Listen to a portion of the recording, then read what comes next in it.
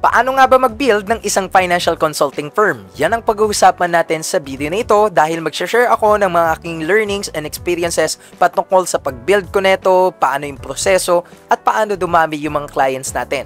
Pero bago yun, ako nga pala si Estudyante Trader, isa tayong finance content creator, business owner, and definitely a global trader and investor as well.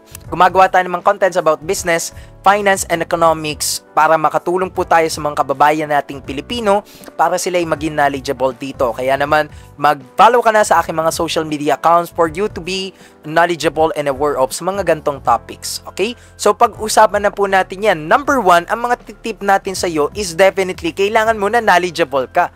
Bago ka magtayo ng business, ng service business or service firm, kailangan yan, syempre, meron kang profession talaga in finance. Hindi ka pwede maging financial advisor or legal advisor or kahit anong advisor yan or analyst kung hindi ka somehow well-trained and hindi ka competitive doon sa industry na yun. Kaya masasabi muna natin, number one po, is yung tinatawag po natin na effectivity and experience mo doon sa bagay na yon, especially in the field of finance, economics, or investment sa business.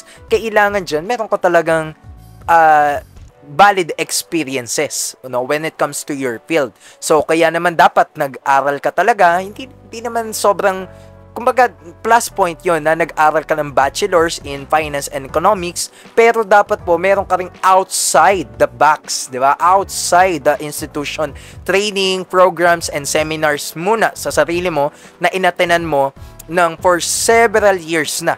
Yun po yung unang kailangan na matitip natin. So, paano ka nga mag-a-advise kung ikaw kailangan ka pang i-train?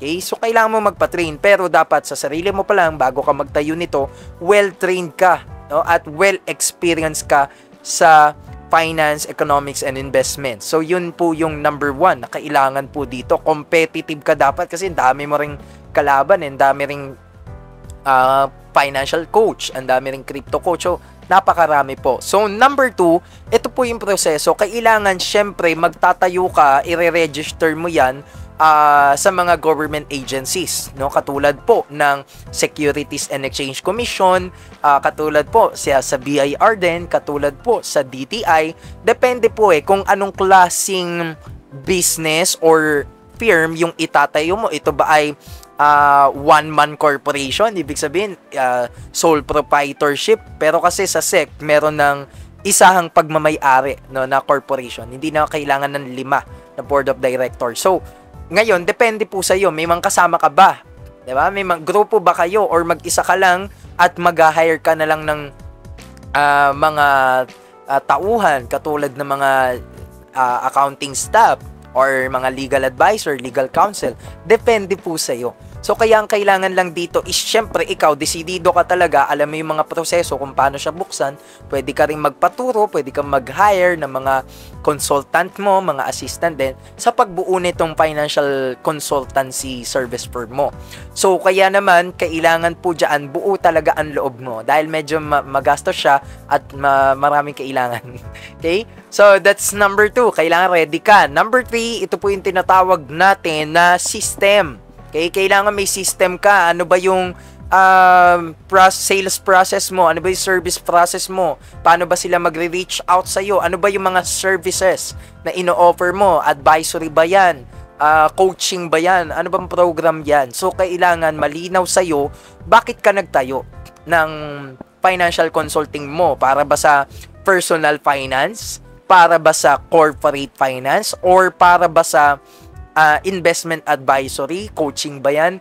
Depende po sa inyo kung ano yung gusto nyo gawin. Ang mahalaga lang dito, syempre, mismo, yung mentor, yung coach, yung mismong trainer ay well-experienced and knowledgeable talaga sa kanyang mga tinuturo. Katulad ng ginagawa po natin dito sa ating mga programs, webinars, and seminars dito sa aking the Estudyante Trader Financial Consulting Firm.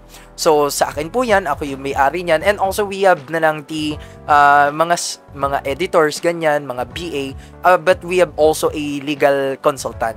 So, kaya ganun po, magpalakad or magpatakbo, kailangan mo na meron ka nito mga bagay na to saka mo siya pwedeng simulan.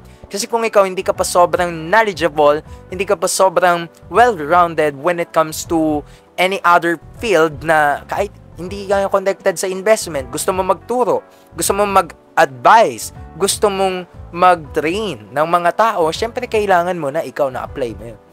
Diba? So, yung pinaka-importante doon, okay? So, any other process, it really depends paano mo siya sisimulan. Diba? May mga resources ka na ba? Kasi mas maganda talaga kung may resources ka na at na-build mo siya. So, paunti-unti lang. At ngayon, kailangan mo dyan, para makilala ka, kailangan iba ka. No? Kailangan talagang magaling ka, nakikilala ka ng mga clients mo sa magandang paraan at maganda yung mga feedbacks nila sa'yo. Okay? Kailangan din talagang humble ka, approachable ka, parang nagsagayon lapitan ka ng mga clients mo, no? So, kaya naman, yan, kung ano yung sinasabi ko, yun yung mismong experience ko dito sa aking trading, mentorship, and also financial consulting firm. So, follow for more contents like this. Yun lang, the Estudyante Trader. See you on my next vlog.